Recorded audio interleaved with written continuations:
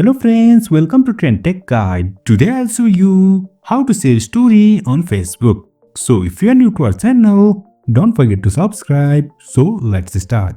First of all, you can see I'm here in my Facebook app.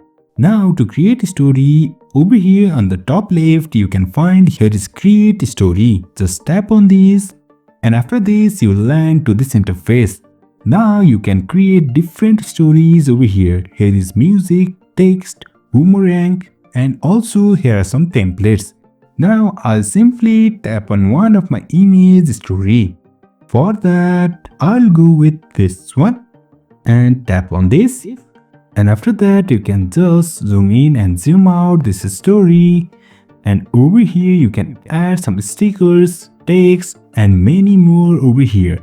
After that, to share these, just tap on this share and that's it. You can see we have successfully created this story. So in this way we can create and share story on Facebook. So if you find this helpful, don't forget to subscribe. Have a good time.